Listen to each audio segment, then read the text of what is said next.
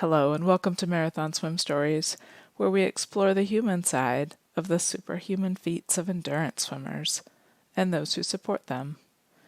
I'm marathon swimmer and coach Shannon Keegan. When Ryan Leong woke up intubated in the ICU following open heart surgery, he made a promise to challenge himself both physically and mentally every single day after that, so that he could stay as far away from that hospital bed as possible.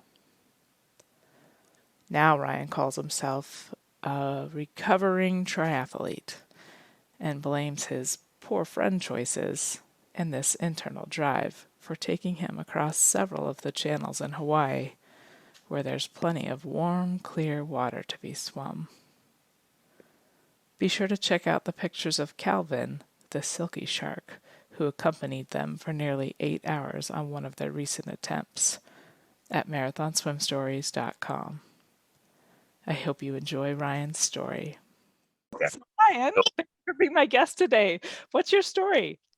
Well, I appreciate you having me, and we've chatted a little bit briefly before, but as I said, it's really neat to be on here, and I took an opportunity to listen to a few of your other guests that have been on your podcast, and got to tell you, it's a little intimidating. You've got some of the legends on there. I was listening to Dean Summers one. I saw you had Catherine Breed on there, and you really have some stellar guests come on. So thanks for having me. But my swim story, I think,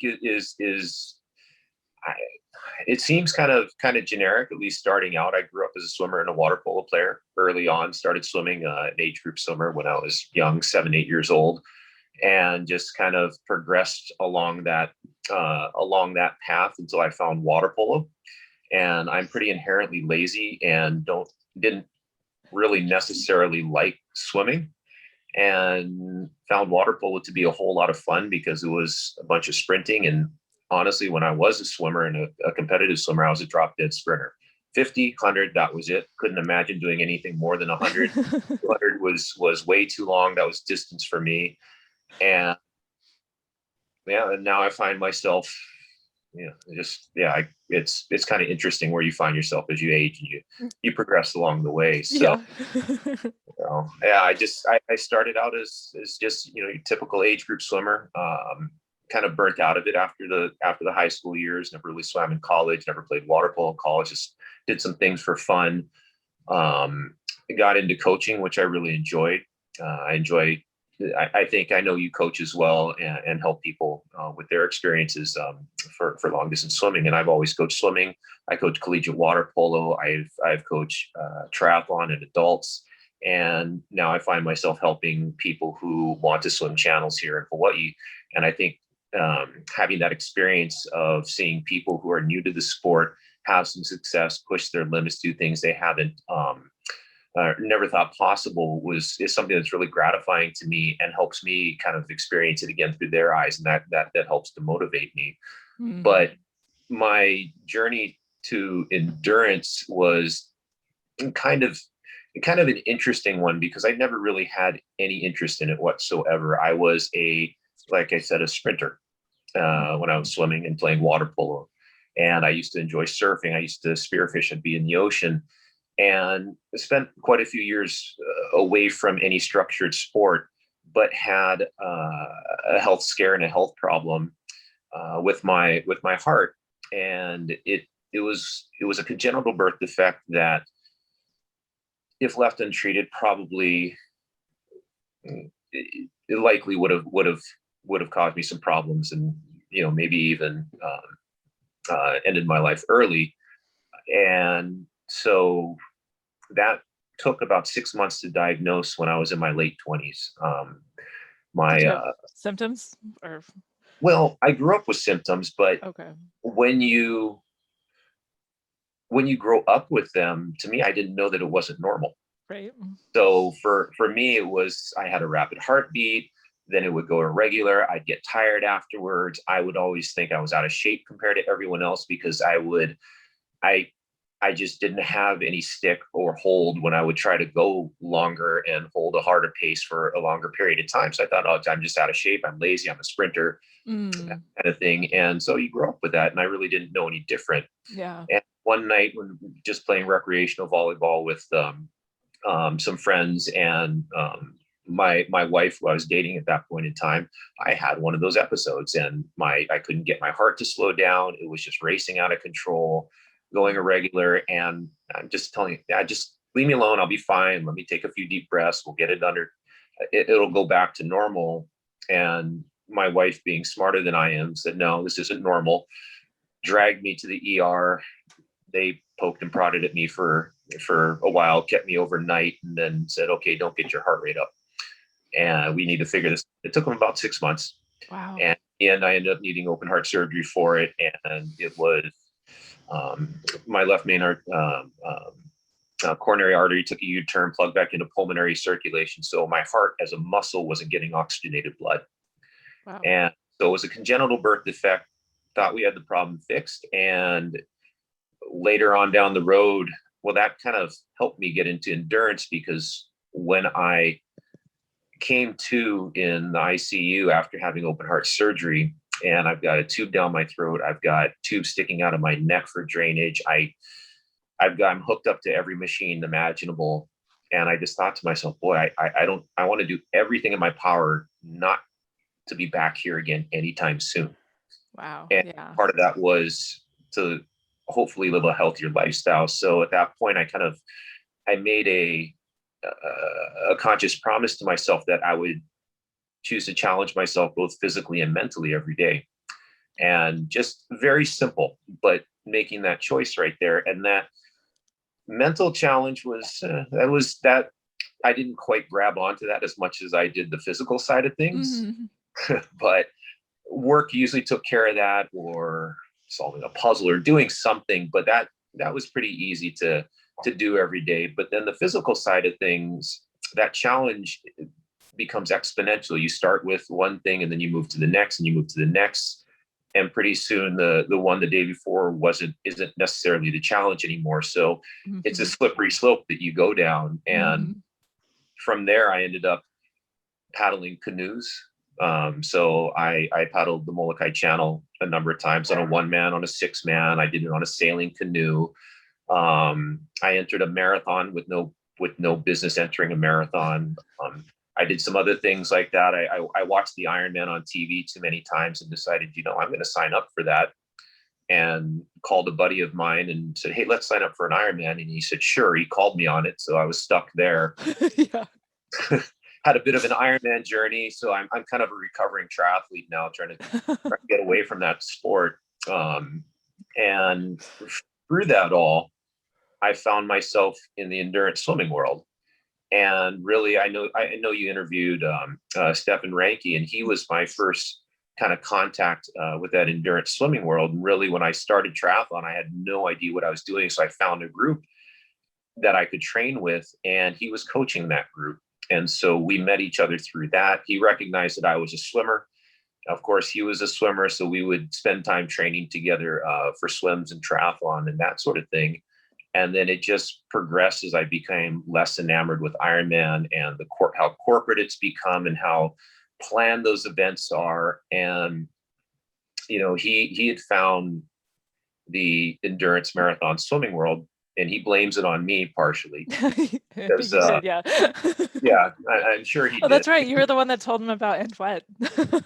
And he said he did that with you, if I remember correctly. Yeah, I'd forgotten. I'm embarrassed to say, but we were both in North Dakota together.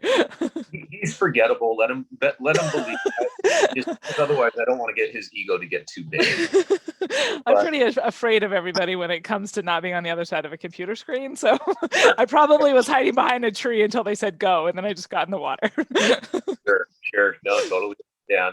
That was so. NWET was this. I was looking at other triathlons other than Ironman, and they also put on this one called Wilderman, which is it's a full distance triathlon, but it's out there, mountain biking and that kind of thing. And they also produced NWET. Yeah. And I sent Steph and I said, "Oh man, look at these idiots. They swim 30 plus miles down a river."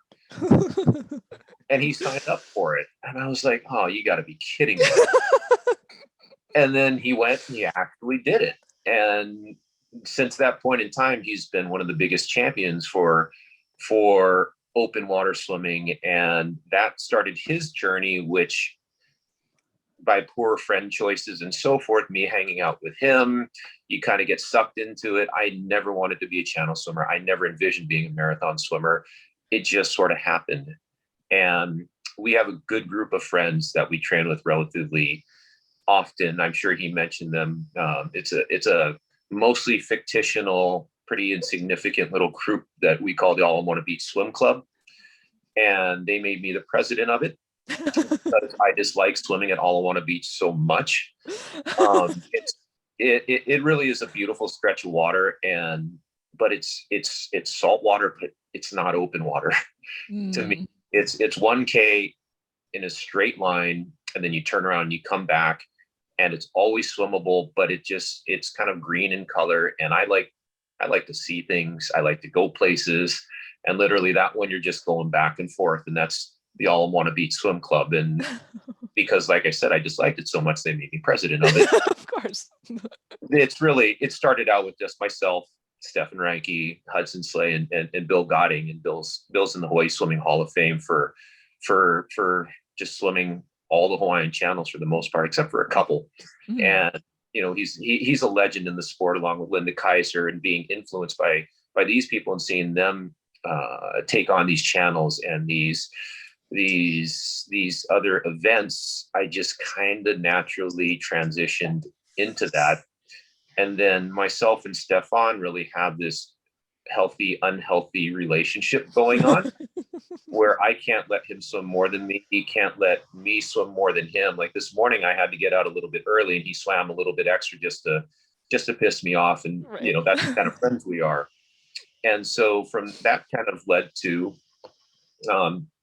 doing these channels. And so that's where I end up today. And now that I've done a handful of them, and I consider myself more of a country club channel swimmer or marathon swimmer, in that I'm a tropical person. I like warm water. I like clear water. I don't know how the Sarah Thomases, how these other swimmers endure the cold water, and everyone says they enjoy it. I just don't get it.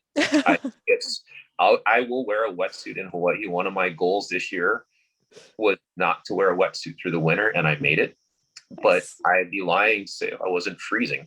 And these people who do these cold water swims, and I don't know how they do it. But it's just not something that we'll get a chance to experience here in Hawaii. Right. Stefan has made an effort to go outside of Hawaii, and he's done SCAR, and he's done and wet and some other things. And I literally don't know how you swim in 50-degree water. It gives me an extreme headache.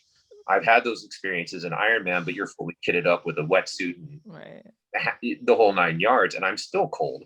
Yeah. So I'm fascinated by that aspect of it, but I don't know that I'm very interested in it. That's why I call myself more of a country club marathon swimmer. I like the warm, comfortable waters of Hawaii where it's clear and you see things. So. And you grew up in Hawaii, yeah? Actually, I did not. I grew up in California. Okay. So both my parents are from Hawaii, but my dad taught at Cal Poly San Luis Obispo in California. And as such, I went through my high school years there, a couple of years of college. I swam, I surfed, I did all that there, but we spent a significant amount of time in Hawaii because all the family is here. And for me, that experience in Hawaii gave me enough knowledge to know that I really like the water in Hawaii. So as soon as I truly had an opportunity, I bailed and moved to Hawaii, and I've been there ever since. So yeah, I'm a warm water person. I don't think you can get me back into the California waters to surf again if the waves are great. The warm water is just so much more enjoyable to me. That's good. That's good. It's good to know that about yourself. No, I'm, like I said, country club. Warm, comfortable swimming. That's kind of my thing. So I love it. When did you start? So there was the heart thing. You did some triathlon, recovering. Did you have any trouble with, have you had trouble with your heart since the open heart surgery or anything like Oh, well, actually, I have. And that came about maybe about 10 years later. that? I was training for Ironman. I was starting to have issues again. My heart was a little irregular. I was feeling just more fatigued than I think that I should have been feeling, even though I was training for long distance events. Mm-hmm. And so ended up getting another really thorough checkup, and they sent me off to Stanford for a week, and I actually set the record, the Vo2 Max record at the Stanford's Heart Lab. Oh, So really? I was super proud of, and what the doctor told me that, said, "Oh, you have the highest VO2 max of this lab," and I said, "Oh, that's great, that's awesome." He's like, "Yeah, but this is the cardiac lab and the geriatric lab, so don't feel too good about it." So, but they did VO2 max. They did all these blood workups. I had a full MRI it was almost 2 hours in that thing. It was miserable. But in the end, what they found was that to get to the heart's surrounded by your pericardium, which is a fluid-filled sac, and you have to cut through the pericardium to get to the heart. And as such, what happened was during the healing process, that pericardium had deflated and actually touched my heart. And so anytime things in your body, foreign objects or foreign things in your body touch one another, bone starts to grow, fibers start to grow, and then bony growths happen. So as such, my pericardium is starting to, essentially, they call it stone heart, where the pericardium starts to calcify, and it causes some restriction or constriction there. Because you think about it, the pericardium being this fluid-filled sac, your heart expands, it contracts, it expands, it contracts. It allows for that motion, but now there's a hard stop on it. So the heart expands so far, but they also did, because they said it was more common in people who have had multiple heart surgeries or older already, so they're not necessarily as athletic. It happened more often when polio used to attack, that virus used to attack the heart and cause those type of issues, but not so much now. And so one of the hypotheses that they threw out there to me is that for me, having an endurance background or an affinity for it, they kind of think that is actually helpful to me, because me forcing my heart to beat aerobically for long periods of time doesn't really allow my heart to rest that much and have these fibers build up and become calcified and bony growth. So if you look at an x-ray of my heart, you'll see quite a bit of white surrounding it, but it's still okay for right now. And those bony growths will continue. There's nothing I can do about it.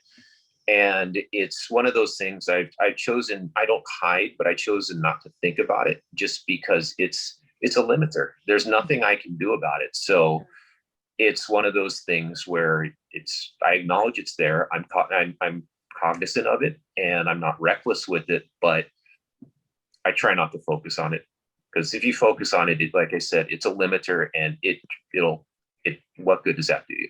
Right. So, yeah. But So that's where I stand now. And if you just keep doing endurance sports, then that's a good thing.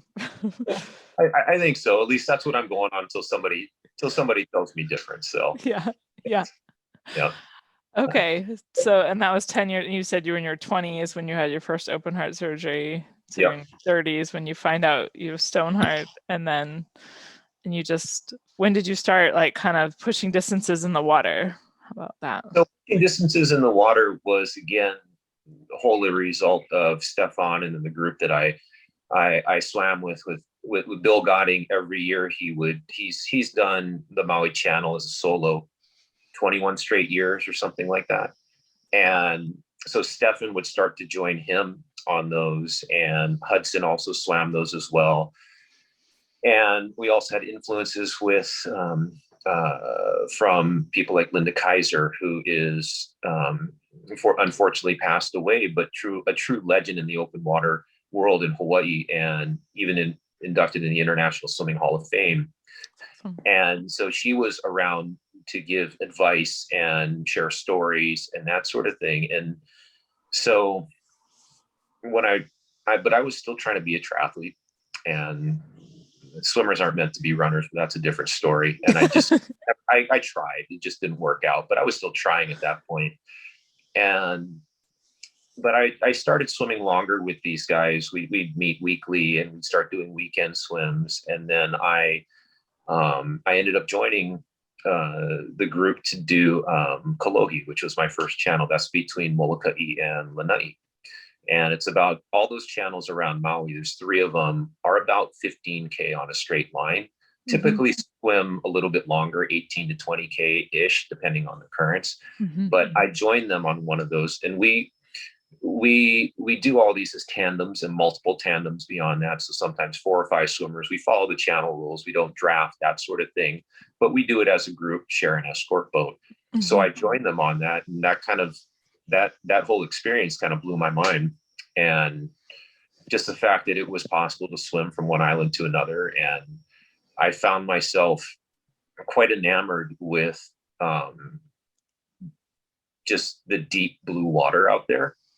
And I can't say for any other channels, because I don't swim the cold water channels, but in Hawaii, it's so blue and it's so mesmerizing.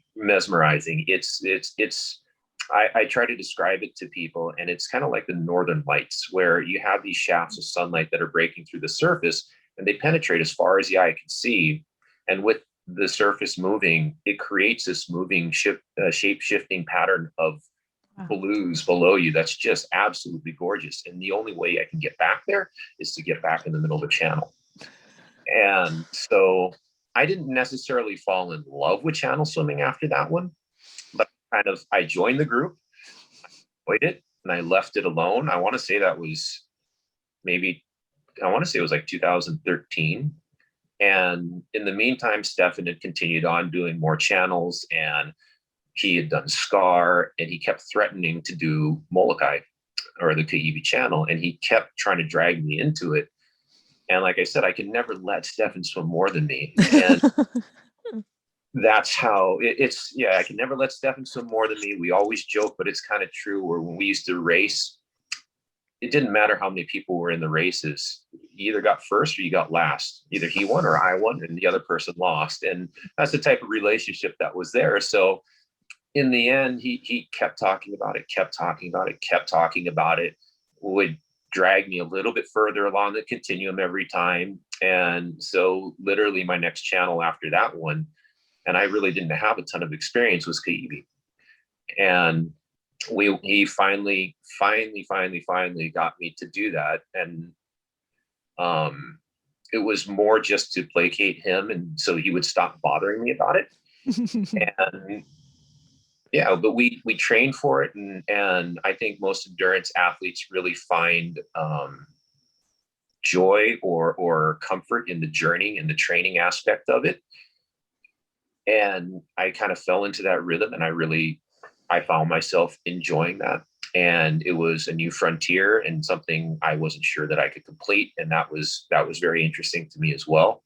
So yeah, we trained for it, and didn't know what we were doing, to be honest with you. But we had some people that had done it before, like Bill Godding, Linda Kaiser. We asked a lot of questions, advice, and both of us had endurance backgrounds from full distance triathlon. So we were very cognizant of how to fuel yourself and hydrate and that sort of thing. So that kind of gave us a bit of an edge or a benefit there. And yeah, we gave it a try, and we had to try twice. I'm sure Stefan probably told you about that.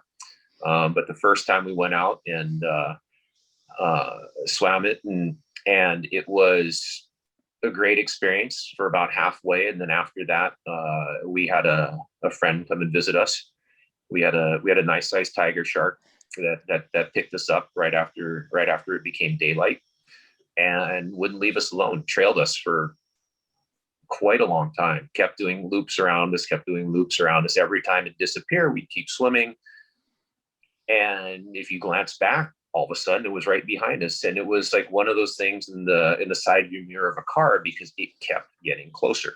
Mm. Every time we found it, it was behind us and it was closer. And after a while, it got super curious and it was buzzing right past us. And I think I was swimming with myself and another, or with Stefan and another guy, Mark Williams. And it was starting to get a little bit uncomfortable because it kept getting more and more curious with us. And at one point in time, we were just treading water, and Mark said, "That's it. I'm out," because it buzzed right by us. And Stefan made the decision too, and so that was it. Our swim kind of ended right there, and I was still in the water because I'm kind of fascinated by sharks, and I was just watching it. And its last approach to us came.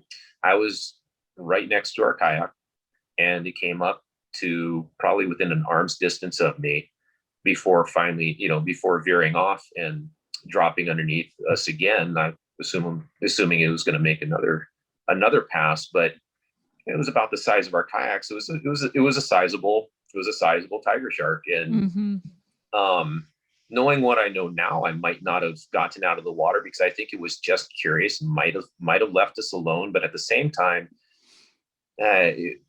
better safe, swim another day.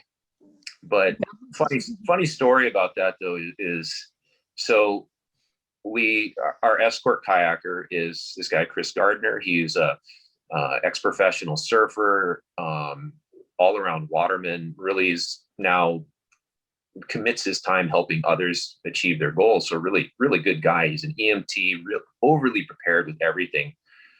And he's on the kayak and he whips out the shark comes right by and buzzes us right next to the kayak, and he whips out a can of shark repellent.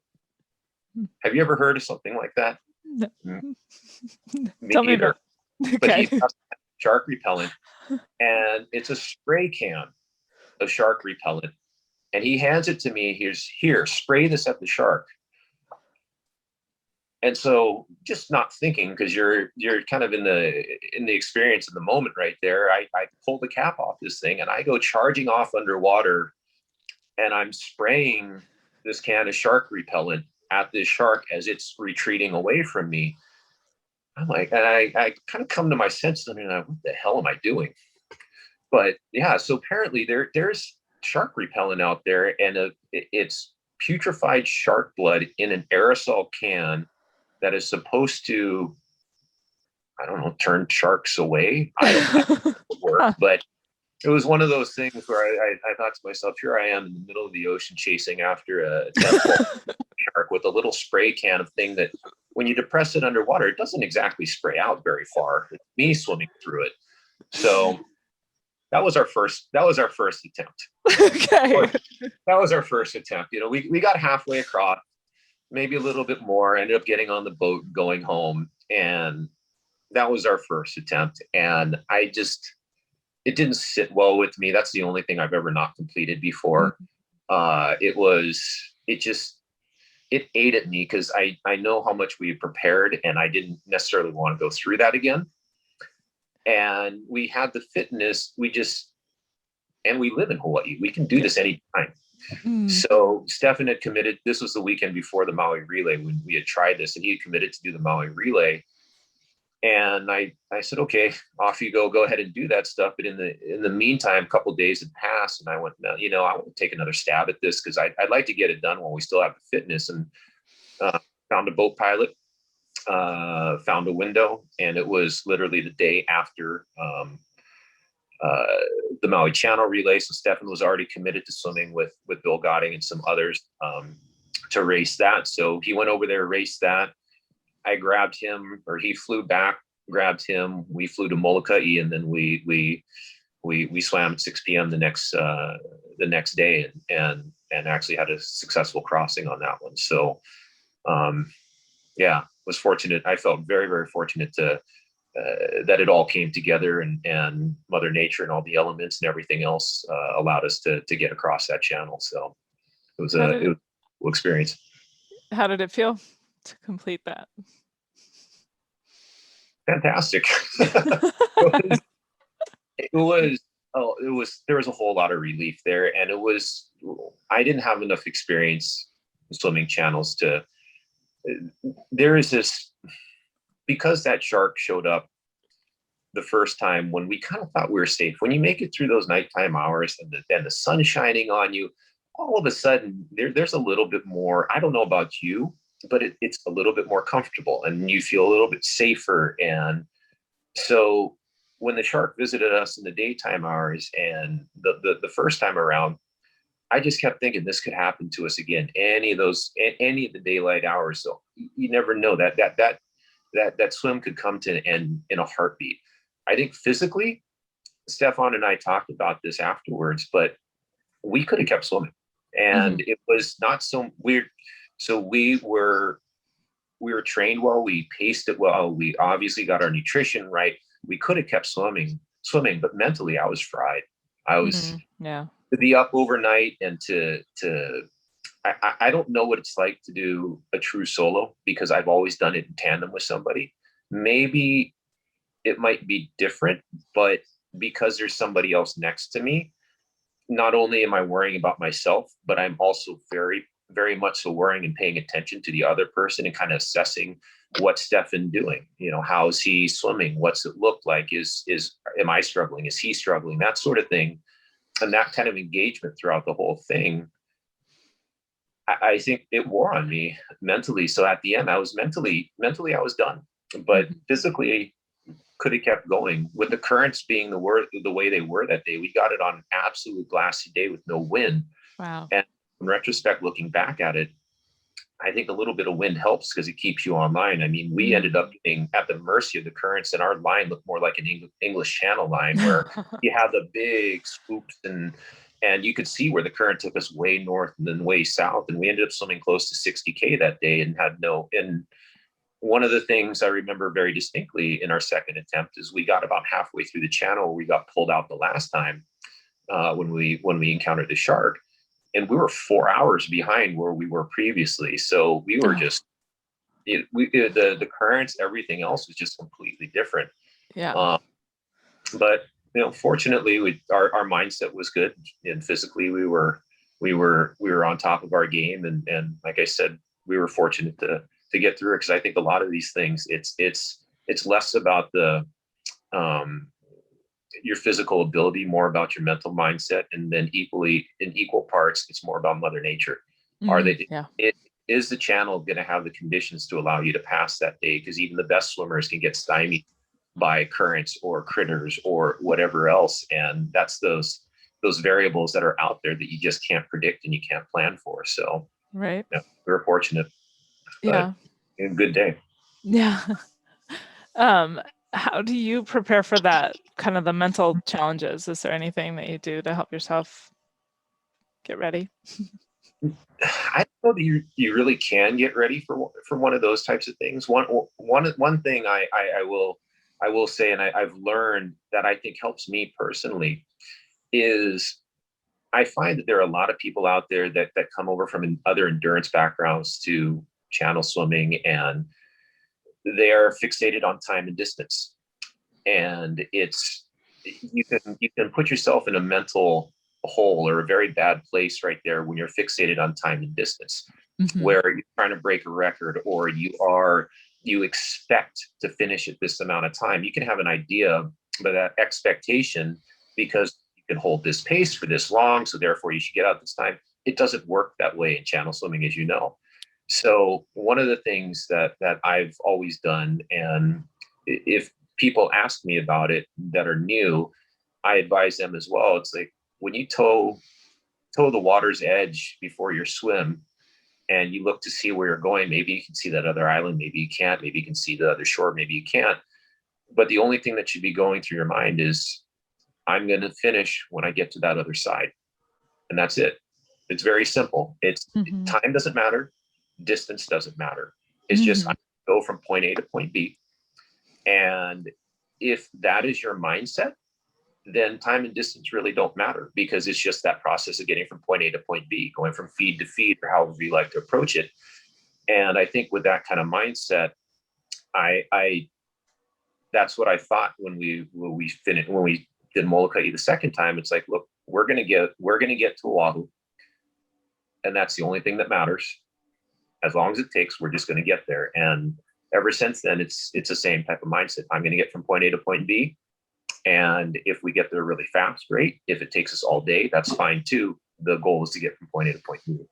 So that's kind of my mental set on that. But I don't know that you can ever truly prepare for it mentally. You just kind of have to put yourself in it and see how you react. Yeah. I think for me, it took kind of having kids and realizing like to Women are get, tougher than, what's that? women are tougher than men. uh, but like just like as I try to coach people through it too, you know, and you like that if I talk to someone who's telling me how they're working on their pace and they're trying to, I mean, pace, like there's aspects of that that are important, but at the end of the day, like you're saying, it's like for me, like what I've realized now that I have kids is like I set aside a day to swim. The only thing I have to do that day is swim, and Mm-hmm. getting to the other side is my goal. But it was hard to keep that in perspective, you know, Sure. before having kids. I don't know, Yep. Yeah. and trying to teach people that to kind of I call it now. It's like going beyond. You know, it's beyond the Mhm. competition. It's beyond the yeah the It's a different type of mindset for somebody who comes from a competitive background, yeah because typically you want to get from what you're training to get from point A to point B as fast as you can. yeah And there are a lot less variables on the road and in set distance events. Each channel we swim has a set distance, but you never swim that distance. exactly right. And so it's easier to approach it from, I'm just going to go from point A to point B, and it just doesn't matter. You could swim twice as long as you expect, but it's just that journey to get from point A to point B. And that helps me tremendously. And people who get too fixated on time and records, and then they get frustrated by the conditions because the conditions aren't allowing them. Yeah. They might be fully capable of swimming the fastest time ever, but because the conditions are that day, even if they finish that swim, a lot of times they come away with it feeling like it's a failure. And Right. that's a bummer. And it shouldn't be that way. It should be, you should celebrate The just the journey to get accomplishment, there. and Yeah. have some enjoyment in it. And your enjoyment shouldn't necessarily be tied to, I set a record. Yeah. And but it's a different mindset. And It as is. you know, coming into this and you're coaching them, Mm. because a lot of the people I'm coaching, they're not, I don't coach them, but I'll offer advice, but they come from a competitive background, and it's kind of hard to get them to think of it differently. Yeah. I think of it more. It's like for me, it's like I striving for the personal fulfillment. You know, like in the personal. I guess it's the yeah. It just becomes this much more personal game Mhm. of like what can I do and seeing what my limits are and Mhm. facing down my demons when they come up in the middle of the channel. You know, it's more Exactly. about and keeping your head straight through all that. And but yeah, Yeah. it's Yeah. it, Absolutely. it's a fun journey, like you Yeah. said. It's a journey, and you have to embrace it and hopefully enjoy it. If you don't, you might have one of these in you, maybe two, but you'll eventually kind of wander away from it. But if you do enjoy the journey, then I think it'll become a lifelong sport. And I think I'm sure Stefan talked about this, but I think friends make that journey so much better too. And I always train in a group. I enjoy the group dynamic, and the more people that we can have swimming together, the more fun it is, and that helps tremendously. Some of those cold mornings for me, or some of those mornings where you're just a little lacking a little bit of motivation. There's always somebody there who's going to get in first and start swimming, and off you go. And at the end of it, you always feel better. So I love that group dynamic as part of the journey, and it just makes everything more enjoyable. And that's part of what this should be, is that it really should be fun. Right. Yeah. There's not really money in our sport. No. Just it's like you said, it should be enjoyable. You're seeing what your own personal limits are, that sort of thing. Yeah. Yeah. Can you tell us about a swim that you're the most proud of? Hmm. So sure, but it's not necessarily a marathon swim, but it was one of those. I I I entered the Waikiki rough water in 2003. I had a swimming background in the past. I probably hadn't swam in 15 years. I'd been surfing. I had dabbled with some local water polo clubs, playing around there and having some fun. And I did this with the Honolulu Marathon too, but I signed up. No business doing it. I had never done an open water swim, but I figured, just what the heck, I'll give it a go. And blindly think to myself, I'm a pretty decent swimmer. I can finish this in an hour, under an hour, something like that. In 2003, Remind me the distance for that one. 2.4. Okay.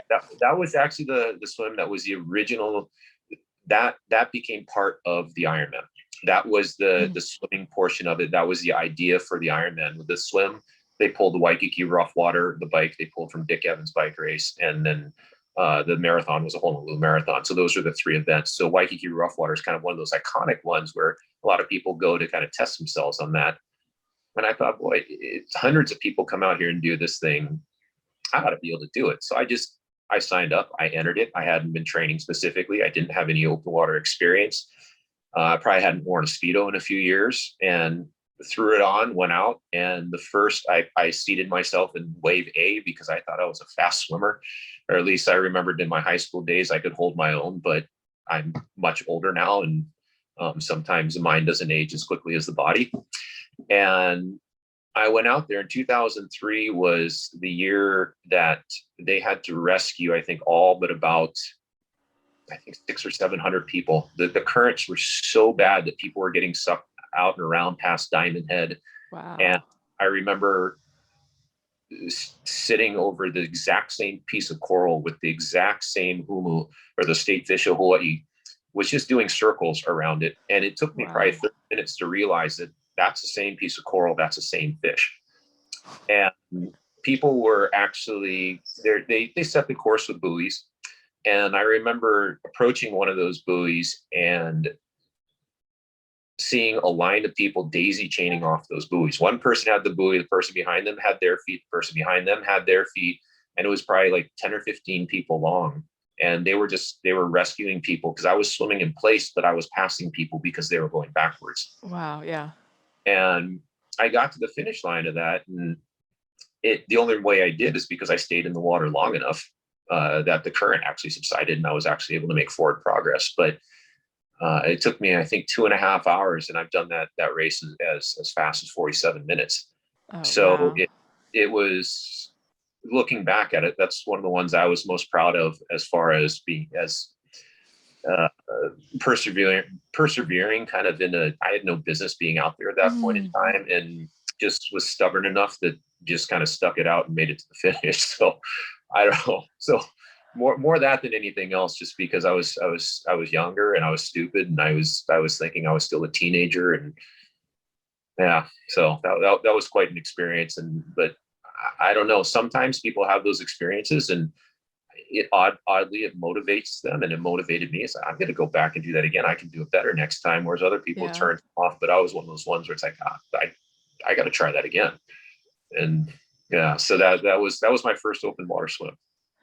I've heard that story recently, and I wish I could remember who was telling it to me, like about the 2003 year.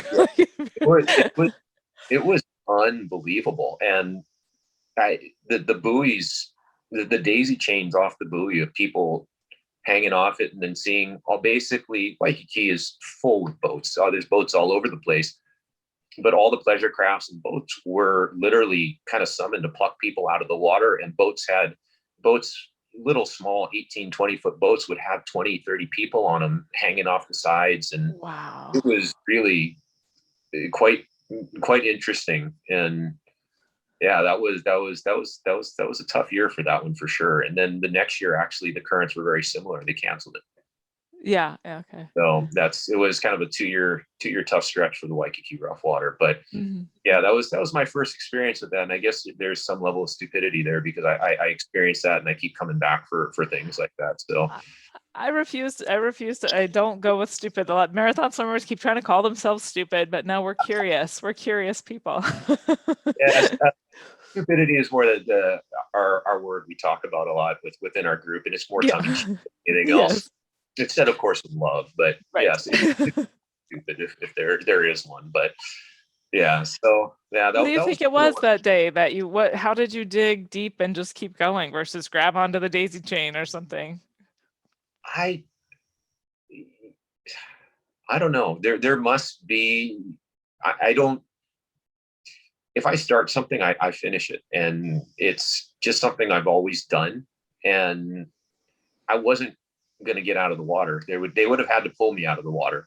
So I just kept swimming and just stuck it out. I don't know. It's maybe I'm cheap and I wanted the shirt. I figured if I entered money, I'm going to go get the shirt. I'm going to finish it because I paid. So I'm not quite sure, but I maybe I'm just stubborn in that if I start something, I'm going to finish it, or I'll do everything in my power to finish it, and knock on wood, except for that one instance in Kaiwi, I've been fortunate enough to get through it.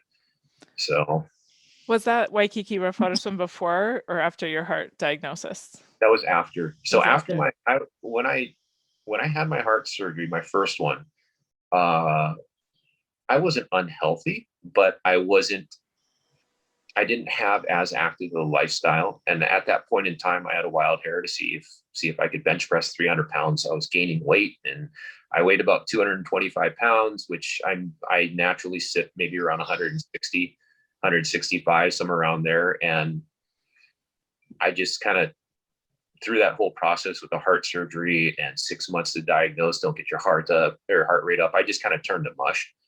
And I really didn't like that feeling. And when I made that promise to myself about challenging myself mentally and physically every day, when I was able to return to activity, I started becoming a little bit more programmed with what I did as far as working out, my diet, and that sort of thing. And that led me to paddling, which led me to from regatta season, which is short distance stuff, to long distance stuff where we paddle Molokai Channel. And then I entered the marathon on a whim, and then I entered Waikiki rough water on a whim. But it just kind of progressed from there.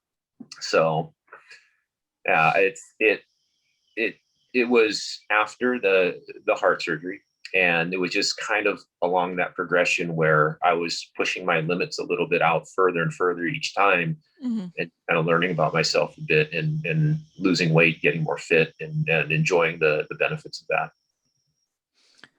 How do you compare across all the kind of different endurance sports you've done and paddling across channels? How do you kind of compare? How does swimming, how do they all compare to each other? Like as far as, That's an interesting question. Well, they all have their different cast of characters, and it's there are certain things that I think you are familiar and you would find cross all the boundaries on that, but there are very different personalities with them as well. I mean, in the full distance triathlon or triathlon scene, it is straight up type A, goal oriented. I want to get from point A to point B as fast as I can. Let me buy the fastest bike I can. Let me buy the best gear I can. But there's an endurance component. So there's that buried underneath all the other racing aspect of it. And so there's that endurance component there. Paddling, that was a really interesting experience. My real first experience going across Kaiwi and doing a 5-6 hour event, even though when you paddle the channel in a 6-man, you're constantly you're in a 6-man, but you have a crew of 9, so you're constantly changing in and out 3 paddlers and throughout the channel, so you don't paddle the whole way. But that was an experience in and of itself, and as such, there's probably less of an endurance component of it, but there's still that team camaraderie aspect of it. So that to me was just fun. It was an experience into the endurance world, but not necessarily too endurance based. The triathlon it was very endurance based, but also very type A. And then you have the swimmers, which at least the group that I'm around, there is less emphasis on the speed, more emphasis on having fun and enjoying the process and the journey, and celebrating the accomplishments when you finish. And I think it's a healthier environment to be around long term with that kind of I don't know, that kind of mindset. I think the triathlete mindset, and I still coach triathletes as well.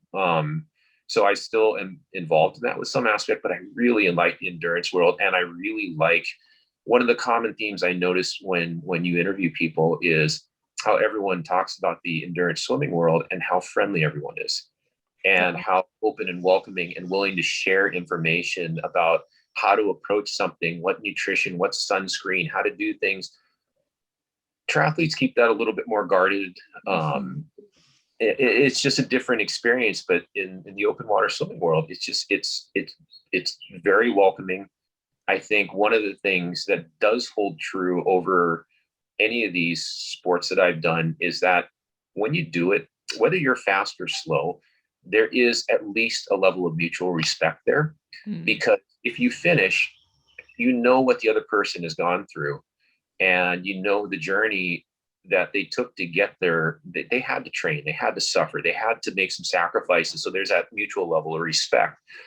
I think in triathlon that gets buried under the competitiveness of it, but in swimming, I think that's embraced a lot more, and I really, really like that aspect of it. Um, yeah, I think it's a very healthy place to be within that group, and I enjoy that aspect of it tremendously. What have you learned about yourself through marathon swimming? uh, it has to be fun, and um, I've learned that my limits are self-imposed. Mm. Right? It's you don't know what you can do until you actually go out there and test and push those limits. And but at the same time, there has to be an element of fun to it.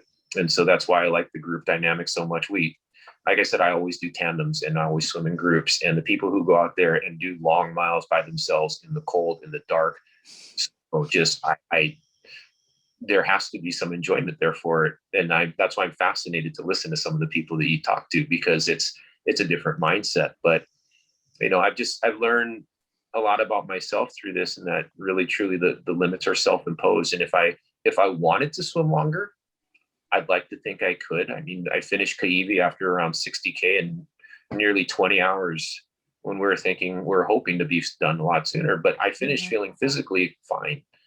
So, but I don't know that it would be fun to swim that much longer. And that's Yeah. that's really what it comes down to is would it be fun? Would it be interesting? Yeah.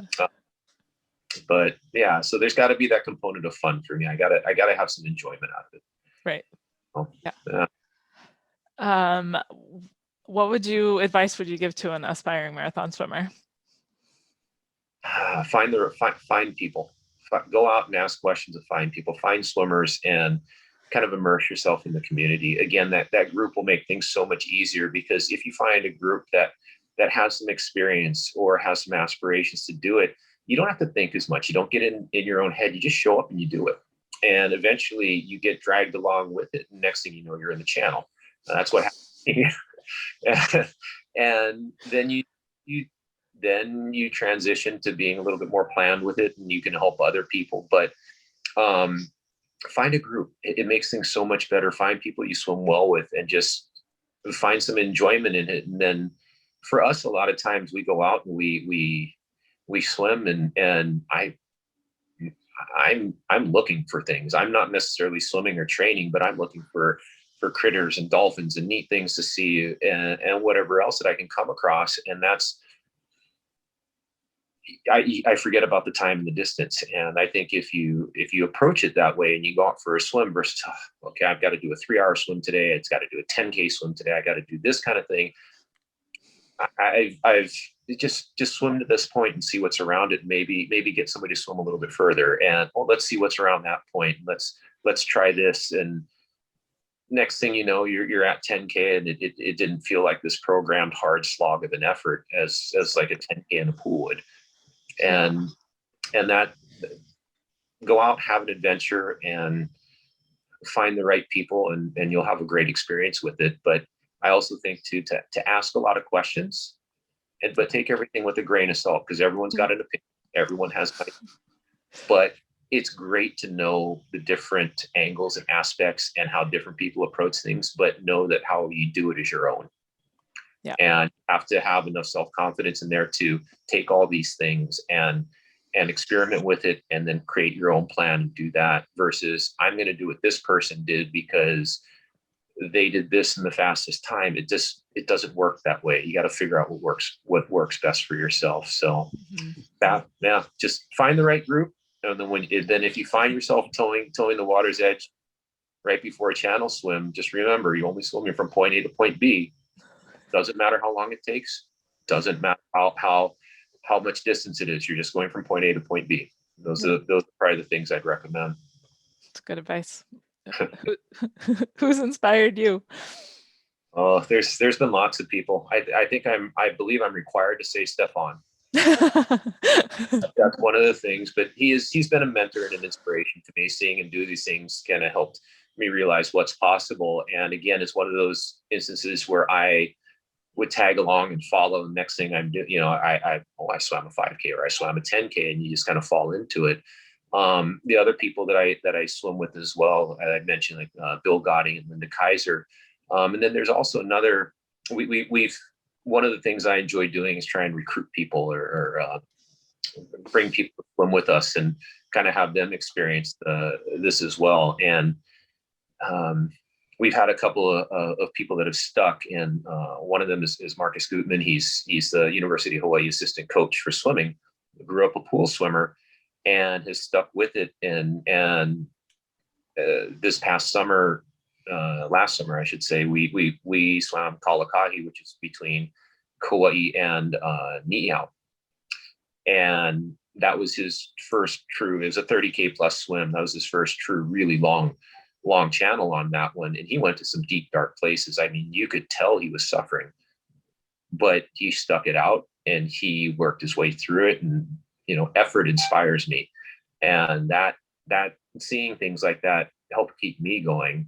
And then another woman that we swim with, Lefty Altman, who was she won Ironman Boulder overall for the first female. I mean, top level triathlete, NC2A swimmer. Was training for triathlon one day and was hit head on by someone who's drift racing, and has endured the last several years of multiple surgeries, hospital stays, literally doesn't have a knee anymore on the right side. Everything is mechanical, just went through another surgery again.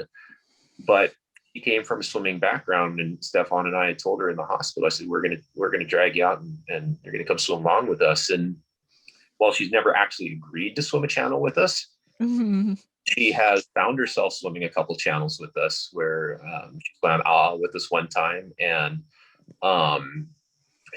which is between Maui and Lanai, that's the Maui Channel Relay, and then we brought her along, and she did Kalakahi with us too. So she did a 30K plus channel with us, but her story and her recovery and her resilience, I mean, she got dealt a bad hand on this one, but her mindset and approach to things, and the lack or the she won't let herself feel sorry about herself. She just constantly just deals with what she has in front of her and makes the best of it. And when you swim with people like that, it's really hard to complain or hard to feel sorry for yourself. So you look at Lecty and she's dragging a leg because she has no, she can't really kick. And it's like, okay, I just need to keep going and shut up. So yeah, it's swimming with people like that. And again, this is my pitch for the whole group. The group dynamic is that you can find inspiration on an everyday basis within that group, and it will really truly help the enjoyment aspect of it and help you swim longer. So yeah, I just love that. I want to come swim with you guys so bad. I really hope you do. And like Stefan said, that summer swim is that'll be a fun one. So definitely come join us if you can. Yeah. Thank you so much for sharing your story, Ryan. Oh, you're welcome. I appreciate you having me on. I hope you enjoyed today's interview. Do you want to take marathon swim stories with you? Subscribe on your favorite podcast provider. Want to connect with like-minded limit pushers?